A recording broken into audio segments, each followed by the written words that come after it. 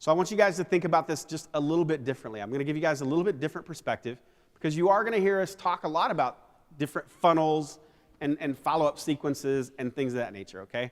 And so really, it's the same exact process, right? Market, follow-up, manage the deal, close, and ultimately we want to start over, okay? But what I want you guys to recognize is this is really a funnel, right?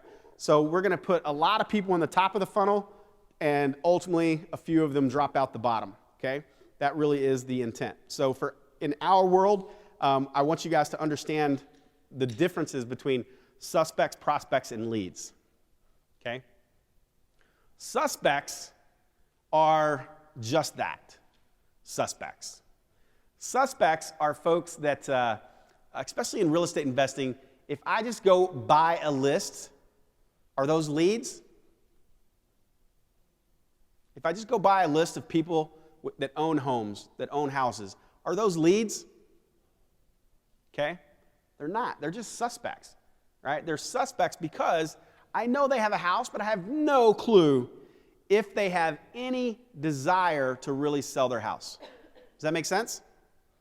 So I really hate the word lead list, okay? Because to me, it's like they're not leads yet, all right? They're just suspects. Now, the difference is a prospect has actually probably reached out, right? They've probably reached out. They've raised their hand and identified themselves, and there's several different ways that we do this. And I'll explain one of the tried and true methods that we used even back in the mortgage days with real estate agents, right? So if I want to go, and they call it farming in the retail world, the retail real estate agent world. So if I want to go farm a market, which is really just, hey, I'm going to target an area that I would like to do listings in. So for you guys, hey, I want to buy and sell houses in this particular area, right? So I go get the list and everything else, and then I start sending out postcards, right? So now most of the time in the real estate agent world, I don't know if they teach this in real estate agent school. I don't know where they teach it, what happens, but what do they normally put on their business card, the billboards, even their postcards? What do they put a picture of, right? So, and we've tested this, several times right here in the local market. But the bottom line is this. They send out all of this marketing and they're farming and building their brand, right? That's the big word that everybody's going to use. Hey, we're building our brand, okay? And if somebody calls in, now all of a sudden they become a prospect. Now, I don't call them a lead because do I know anything about them yet? Maybe they just called because they're lonely and want to talk to somebody, right? But at the end of the day, that now is they've at least raised their hand and identified themselves, so it gets a little bit more narrow. Now, what we like to do, instead of just sending out brand marketing, if you guys haven't studied, write this down, right? Write this down. Actually, one of the greatest direct response marketers of our time just passed away. Dan Kennedy, right? He passed away this year.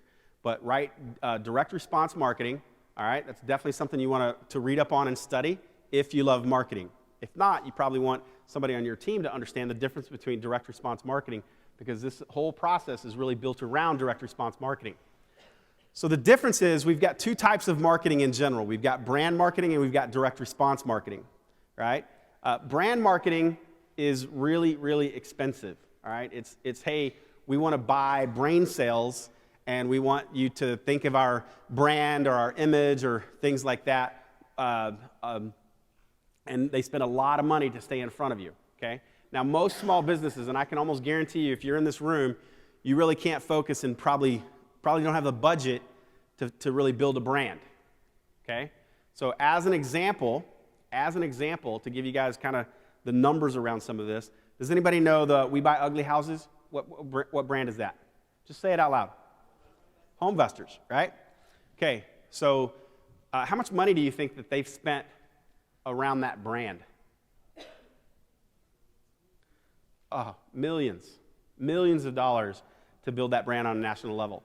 Now, whether you know it or not, Homevestors is a franchising model, so you can actually buy into the Homevestors model. And at one point in time, I know we had there was probably 4 or 5 different franchisees here in St. Louis, and I was pretty connected with most of them. And each one of them had to spend $8 to $10 grand a month on the marketing budget. So combine that just in St. Louis, you're talking about competing with 50 to 60 grand, a month for them to build their brand. Now, the crazy part about that is whose brand were they building? They were building the HomeVestors brand. All of that marketing and everything else went into building that brand. So how many of you guys can compete with $40,000 to $50,000, $60,000 a month in your market, right? Most of you can't, right? And if you can, come see me. So direct response is a little bit different, right? We're not as focused on our brand or our image. We are really focused on the prospect or the suspect's problem. We want to really hone in on their problems, and we want to focus and provide solutions. So in the real estate agent world, and we've ran this test, I used to do this all the time as in the mortgage business, because again, we would help agents. If I provide them value, I get business back, right? It's the law of reciprocity, okay? So we would help real estate agents with their marketing and different campaigns and the tech piece. And we would always go in and we would always challenge the agents. Like, hey, look, I know you're going to send out your postcard that shows your face. I get it. And talks about how you're the number one agent, you know. And it's also really crazy how they can always find a way to be number one about something, right? It's like, I'm the number one agent for most closings on Thursday afternoons between 3 and 3:30. You know, it's like, I'm the number one agent, right? Well, most folks don't really care about that, right? So, but again, these big marketing and PR companies, if you go to them, they're going to tell you, hey, look, let's build your brand. It's all about your brand, okay? Now, what we did was we came in and said, hey, let's test this.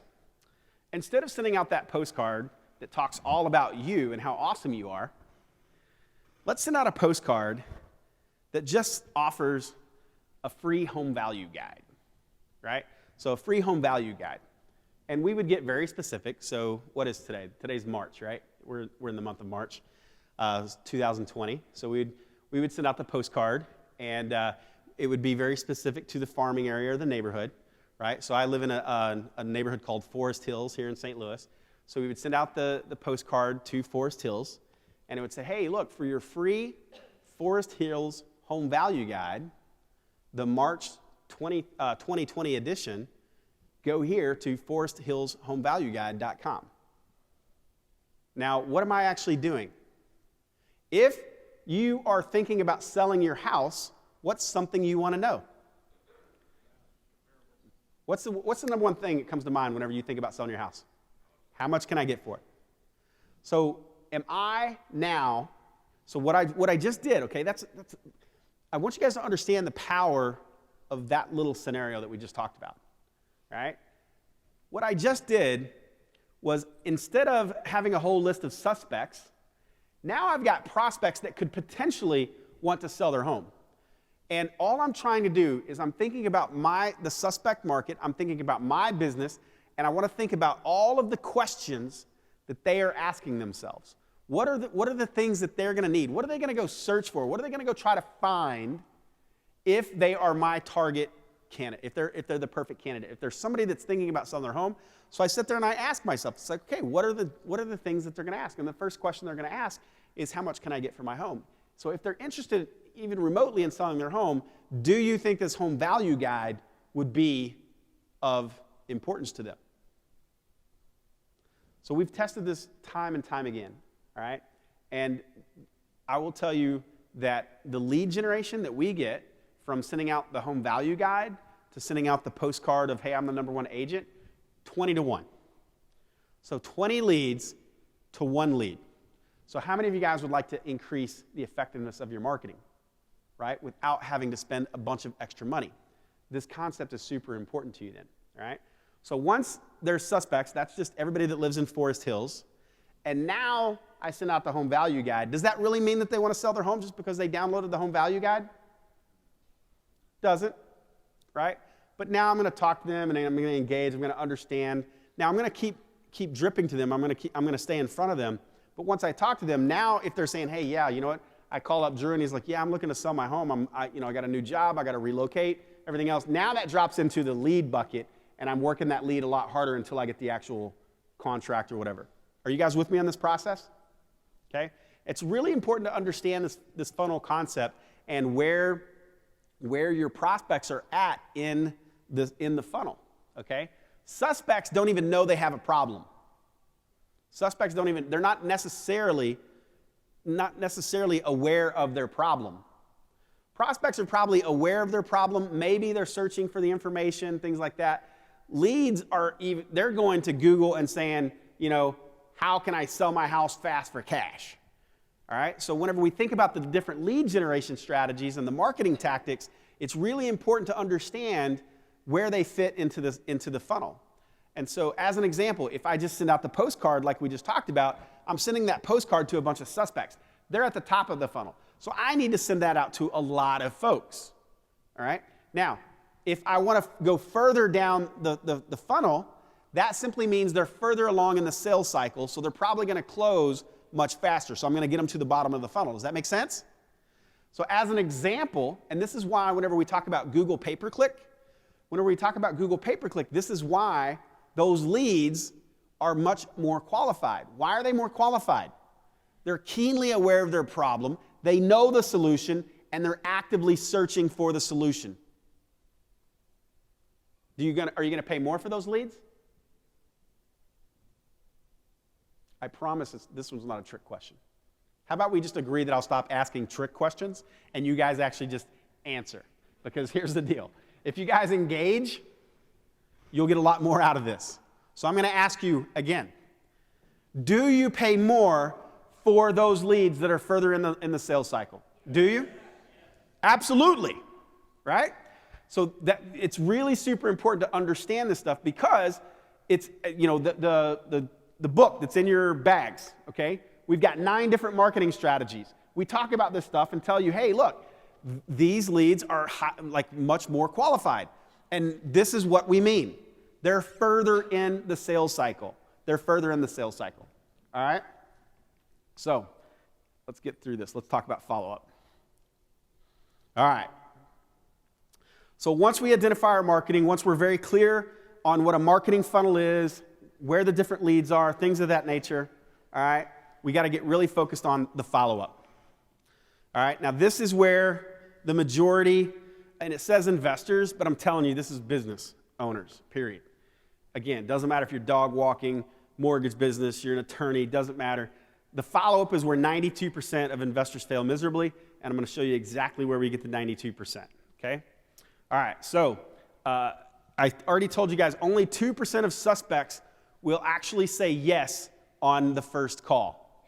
So only 2% of suspects will actually say yes on the first call. That's typically, especially in our world, that's the folks that are looking to do something in the next 30 days type thing, right? Sell their house, you go out, one-time close. That doesn't happen that often. Does it happen? Yes. Doesn't happen that often though. So 2%. So only 2% are going to actually engage on that first transaction or first call. 98% will only act once trust is built, right? So, the big question then we get is, okay, how long does it take for that other 98% then to engage in a transaction, right? So again, key is when they are ready, not when you need a paycheck, right? When they are ready, not when you need a paycheck. So let's kind of talk about it. So 58% will engage in 6 months. So 58% will engage in 6 months. 19% will engage in 6 to 12 months. And again, guys, this is actually important too to understand. If 100 people call in, 50 of them are going to do something probably in the next 2 years, right? So 50 of them are going to do something in the next year. So let's use this number. So let's use 200 people call in. 100 people are going to do something in the next 2 years. So that means 58 of them. So 200 calls. So 58 will do something in the next 6 months. Does that make sense? 19% it's going to take 6 to 12 months. And then 23% will engage 12 months or more. Okay? So that's the 100% of the 50% of people that are actually going to engage in a transaction. So if I drew that out, which, hey, look at this, we got a whiteboard. Let's draw this out. So I got 200 calls, right? 50% of them will engage in a transaction. So you got 50% are tire kickers. You guys with me on this? Okay, so 50% of them will engage in a transaction. 58% within 6 months. 19% within 6 to 12, and then 23% 12 months or longer, okay? So however many calls, so now if only 50%, that means 100 people are going to do something, right? Will engage at some point, so that means 58% of the people that are going to do something. That's what this slide represents.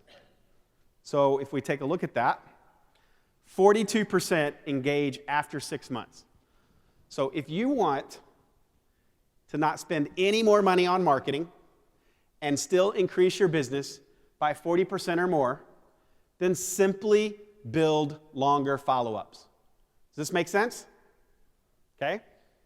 Simply build, and I've seen this time and time again, right? Time and time again in so many different businesses, 42% increase because we just implemented follow-up, right?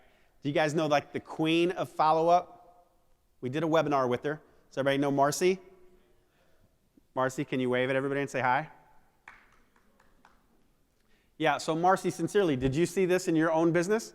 A massive increase in business just because, and Marcy did this 52-week follow-up, right? And so for those of you not good at math, 52 weeks is 12 months and 1 year, right? So literally, she's dropping her leads into a 1-year follow-up plan where she was touching them every 2 weeks, right? She was engaging them in some sort of text or email or ringless voicemail or just picking up the phone and doing a live call. She was doing that every 2 weeks. She started that in January of 2019, and I know personally, I've seen her business absolutely increase dramatically just because of this one simple fact right here, okay?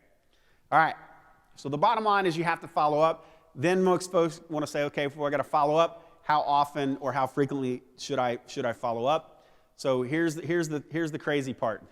So again, 2% say yes on that first touch, right? 3% say yes on the second touch. 4% say yes on the third touch, right? 10% say yes on the fourth touch, right? 81% of transactions occur after the fifth touch. Okay? So 42, I want you guys to think about this. 42% of all transactions, 6 months or longer. 42% of transactions, 6 months or longer. 81% of transactions, at least 5 touches or more. So what that immediately tells me is if you are not at least engaging and having a follow-up campaign that touches your prospects at least 5 times for longer than 6 months, I promise you, you're leaving business on the table. Okay? So don't give up. That's the key. Now, here's the really, when I saw these stats, I'm like, this is insane. This is insane. So if we know that it takes 5 touches, how many times are you guys going to call them now? It's okay if you give me an answer. It's okay. At least 6, okay? We've got 10, we've got 6. Anybody going to do it 1 time and be done? How about 2? 3? You guys are lying to me. You know why? 44% of you quit after the first touch. 44% of you quit after the first touch. I'm telling you, I've seen it so many times. Guys, I've been doing this for 10 plus years. I get to work with thousands of investors all across the country, and I'm telling you, like I can show you the stats all day. People listen, like either you listen or you don't.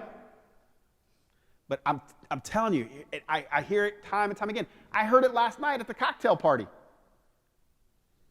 You know what? I tried this, and it just didn't work. I sent out some postcards, and it just didn't work. Well, how many times did you hit them? Well, I sent out that 1 postcard. And you're telling me you didn't make $1 million? What? Drew, what's the world coming to? I'm telling you, 44% of you quit after the first touch.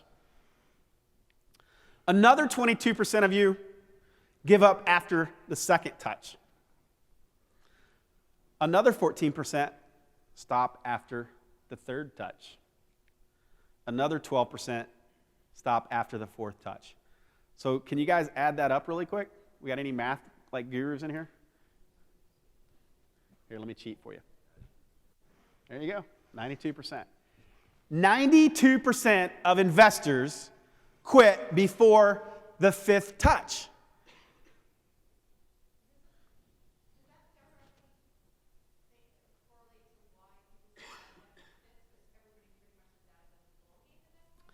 So the question is does that correlate to why people are... So the question is this, like, hey, look, does that correlate to the fact that everybody's quitting of why they're responding to that fifth touch and things like that? I think we could probably dive into some numbers and figure that piece out. At its core, I think here's what this means. It means that people, look, and I want you guys to think about your own life and think about the things that you buy and the transactions that you engage in, right? A new car. What do you do if you want a new car? What do most of you guys probably do?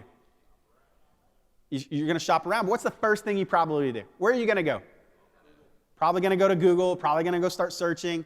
You might submit an inquiry to the dealer, right? And maybe you have every intention to buy a car, right? But then, guess what? Life happens. And so all of a sudden I had all of the intent in the world to engage in a transaction, but then I got caught up because I've got basketball practice with my second grade daughter on Mondays, my sixth grade daughter on Tuesdays, my son on Wednesdays, then I've got 3 basketball games on Saturday. So I had all the intention of buying a new car, but I just got busy, right? So do we have to keep reminding them and hitting those emotional points and those touch points? I think that's really what it's more about than anything, okay? The bottom line is they're going to engage in a transaction when they are ready, right? And we cannot, it's really difficult for us to predict when they're going to be ready. So the key here is, now I want you guys to understand this. How many transactions happen after the fifth touch? What's the percentage? 81%. How many investors quit before the fifth touch? So that means what percentage are getting 81% of the deals? 8% are getting 81% of the deals because 92% of investors are giving up before that fifth touch. This alone can change your entire business and therefore change your entire life. It is all about the follow-up.